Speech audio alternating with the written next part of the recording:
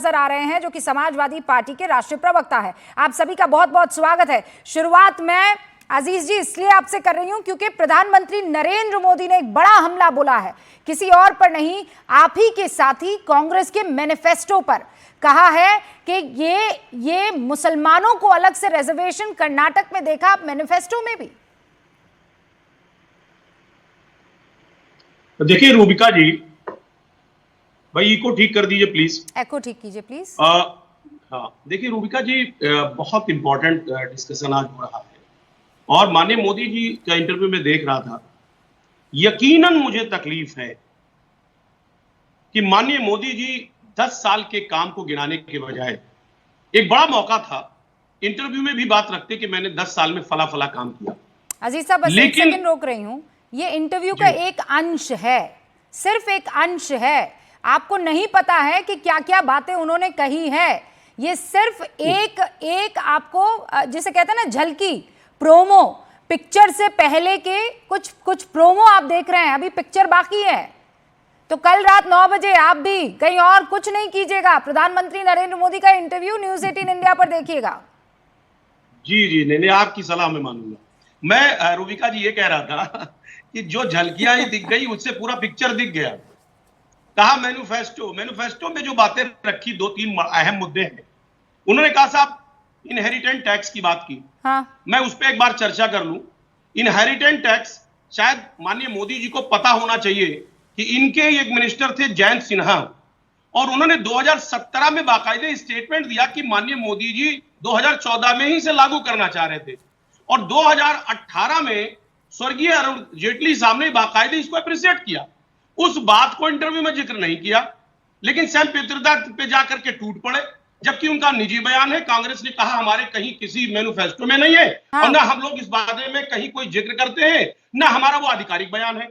बिल्कुल आप समझिए एक बात। दूसरी बात, अभी उसमें जिक्र किया कि कहा मोदी जी ने कि मैं लगातार इंतजार करता रहा कि मीडिया मैनिफेस्टो को ब्लैकआउट करे, उसको एक्सपोज करे। क्या है एक्सपोज करने के लिए कांग्रेस के मैनिफेस्टो में? उसमें तरक्की की बात है, न्याय की बात है, गारंटी की बात है। माननीय मोदी जी की गारंटी की तो हवा निकल गई, अब वो गारंटी की बात नहीं करते, 400 पार की बात नहीं करते। ठीक है, आप ये कह रहे हैं कि इस मैनिफेस्टो में ऐसा कुछ भी नहीं है। इनफैक्ट आप उस मैनिफेस्टो की तारीफ कर रहे हैं। प्रेम शुक्ला जी, सुना आपने क्या कह रहे हैं?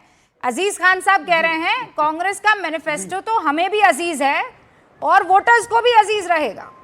जी,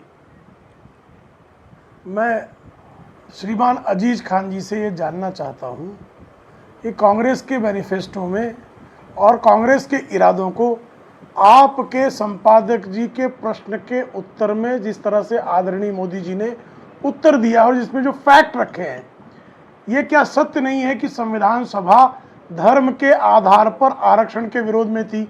ये तथ्य है कि नहीं है?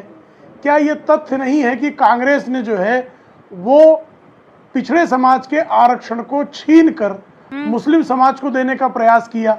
2004 में आंध्र प्रदेश में इस तरह का प्रावधान हुआ, ये सत्य है कि नहीं है? 2006 में संसाधनों पर पहला अधिकार नेशनल डेवलपमेंट काउंसिल की मीटिंग में डॉक्टर मनमोहन सिंह ने कहा, ये सत्य है कि नहीं है?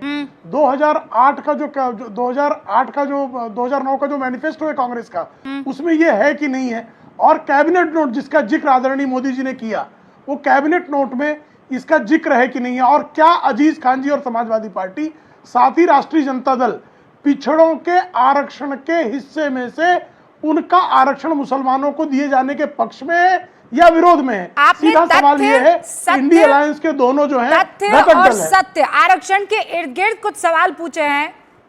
कंचन यादव जी, इसका जवाब दीजिए क्या आप, और बिल्कुल पॉइंटेड सवाल है, उसका जवाब दे दीजिएगा। बाकी प्रधानमंत्री नरेंद्र मोदी का ये मेगा इंटरव्यू कल रात 9 बजे दर्शकों को भी देखना है, और यहाँ जितने भी मेरे खास मेहमान हैं वो भी मुझे पूरा यकीन है देखेंगे। अगर विपक्ष में है तो इसलिए देखेंगे कि क्या कहा और क्या मिस कर गए, और अगर उनका समर्थन करते हैं तो इसलिए देखेंगे क्योंकि वो इस बात को रिटरेट करेंगे जो महसूस करते हैं। बहरहाल कंचन जी जवाब दीजिए, क्या आप इस बात से अग्री करती है कि पिछड़े वर्ग के आरक्षण की पाई का हिस्सा काटकर या उसे खिसकाकर वहां पर मुसलमानों को रिजर्वेशन दिया जाना चाहिए, वो हक दिया जाना चाहिए? देखिए, प्रधानमंत्री नरेंद्र मोदी जी का जो झलक आपने इंटरव्यू का दिखाया है और यहाँ पर बीजेपी के प्रवक्ता जो बोल रहे हैं, उनके आधार पर मैं इनसे पूछना चाहती हूँ, अगर आप ओबीसी के संरक्षक बनने की कोशिश कर रहे हैं तो यह भी जवाब दीजिए कि झारखंड में हेमंत सोरेन जी की सरकार ने जब ओबीसी के आरक्षण को 27% तक बढ़ाकर किया और एससी और एसटी का आरक्षण बढ़ाकर किया, तो आपने गवर्नर के माध्यम से उस पर स्टे क्यों लगवा दिया? सर, अगर आप इतने ही ओबीसी का संरक्षक है तो आप बताइए कि हमने ओबीसी का आरक्षण को बढ़ाकर और एससी एसटी का आरक्षण को बढ़ाकर, ईडब्ल्यूएस का आरक्षण को बढ़ाकर जो 75% बिहार में किया, तो 9th शेड्यूल में डालने पर आपको हैरानी क्यों हो रही है? अगर आप ओबीसी के संरक्षक, एक सेकंड, यूपी नगर निगम चुनाव में ये आप क्योंकि प्रधानमंत्री जी यूपी का नाम लिए हैं, ओबीसी के साथ जिस तरह से आपने आरक्षण के साथ खिलवाड़ किया, वो सबके साथ रूबिका जी उत्तर नहीं है, और उसके साथ क्यों ना हुआ? कंचन जी भाग रही है, उत्तर नहीं है। कंचन जी भागिए, उत्तर नहीं है। मैं आपके हर प्रश्न का उत्तर दूंगा, लेकिन पहले मेरे प्रश्न का कंचना जी का फ्रेम जो है वो फ्रीज हो गया। मैं आपके हर प्रश्न का उत्तर दूंगा। कंचना जी रुकिए, एक सेकंड रुक जाइए। एक तो आपका जो मैं आपके हर प्रश्न का उत्तर दूंगा, लेकिन मेरे प्रश्न का उत्तर वो थोड़ा पुअर हो चला है, और दूसरा ये कि मेरा जवाब भी उसमें आपके कनेक्शन की तरह ही गायब हो गया है। जवाब कहाँ है? मैं जवाब मांग रही हूँ आपसे कि क्या आप इस बात से अग्री करती हैं कि जो पिछड़ों को आरक्षण मिल रहा है उसमें कुछ हिस्सा मुसलमानों को मिल जाना चाहिए? हाँ या ना, कह दीजिए ना।